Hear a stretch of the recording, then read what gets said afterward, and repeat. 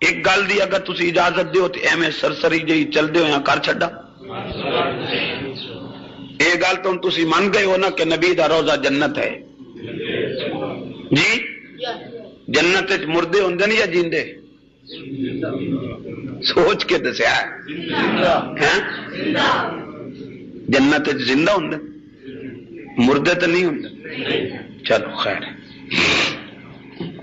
اس تے پکے رویا ہے. میں ایک اشارہ کر چھڈیا ہے. بابا دیکھو ماں بہنا بیٹی و ممبری روزہ تمہیں ریاض الجنہ. اگر یہ جنت حقیقی ہے میں پوچھ سکتا ہوں آپ جہاں پر دفن ہیں وہاں پر آپ کو موت ہے. حقیقی جنت میں موت آتی ہے تو پھر ماں ہوا جوابکم ہوا جوابنا.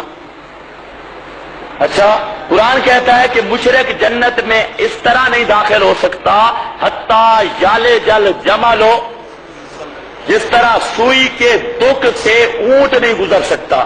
ایمان سے بتاؤ اس خطہ میں مشرک نہیں جاتے؟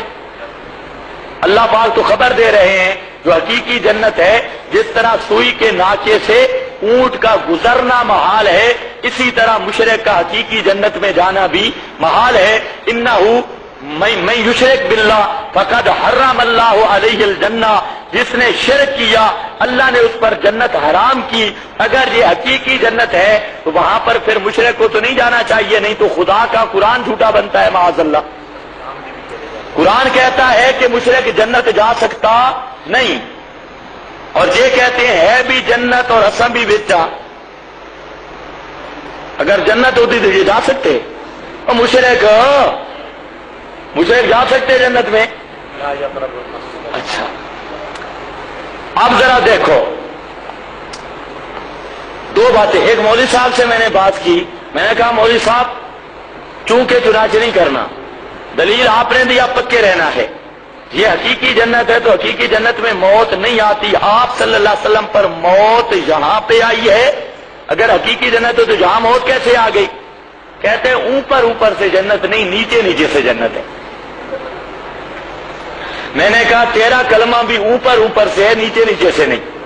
بھئی مانا کس نے یہ تشریح کی ہے؟ حدیث میں بھی منمانی، قرآن میں بھی منمانی، سارا ڈرامہ بنایا ہوا.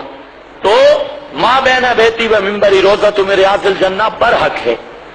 اس کے متعدد معانی محدثین نے بیان کیے، لیکن یہ خواہ فراڈی ہیں. یہ لوگوں کو تشویش میں ڈالنے کے لیے باتیں ایسی کرتے ہیں، ورنہ لمبی بات تو انشاءاللہ میں کل کروں گا. صرف آج اتنی بات سمجھ لو، ہو سکتا ہے کل ملاقات ہی نہ ہو سکے، آپ نہ ہوں یا میں نہ ہوں. تو بہرحال ماں کے قدموں کے نیچے جنت ہے، حدیث ہے. ان مولویوں کے اوپر اگر ماں چڑھ جائے تو یہ جنت میں ہوں گے. اچھا الجنت تحت ظلال السیوف، تلواروں کے سائے کے نیچے جنت ہے. کیا مطلب اوپر تلوار کا سایہ کرو نیچے جنت ہے؟ یا ایسے ملحد اور محرف سے جہاد کرو شہید ہو جاؤ تو جنت میں پہنچو، وہ سبب ہے. اس کا معنی بخاری کے حاشیے پر دیکھ لینا، وہاں پر لکھا ہے، لیکن ان بے توفیقوں کو توفیق ہی نہیں ہے. وہاں پر لکھا ہوا ہے اس کو جنت کیوں کہا گیا؟ لأن العبادت فیہا تؤدی الی الجنہ.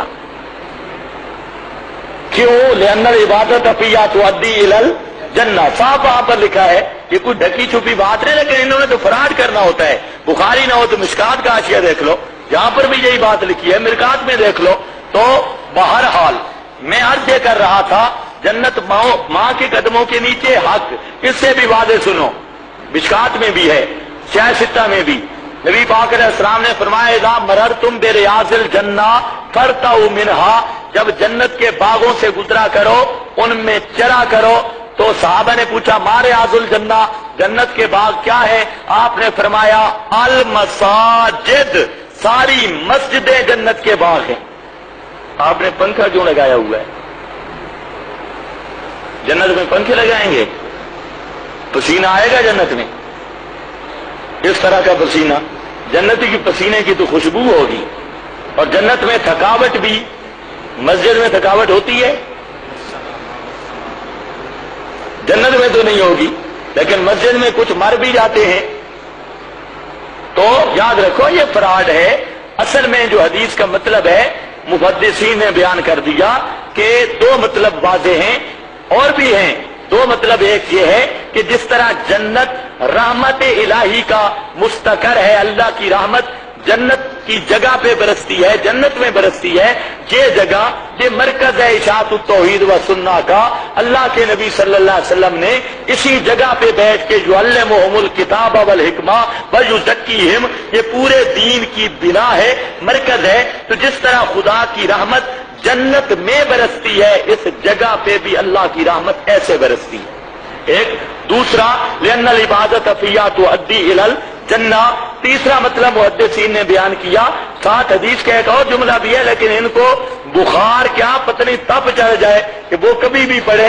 साथ ये भी है वह मिंबरी अलल हौस माँ बैन बेती व मिंबरी रोजा तुम रियाज़िल जन्ना के साथ ये भी है मिंबरी अलल हौज।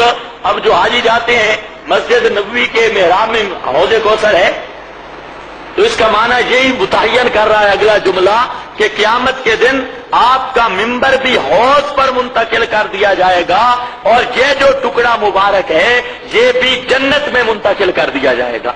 मतलब तो साफ था, लेकिन अगर कोई बेईमानी करे तो आप बेईमानी वाले, वो मैंने पहले बताया नहीं है, खत्म साबित करने वालों ने खत्म अल्लाह अला कुलूबिहिम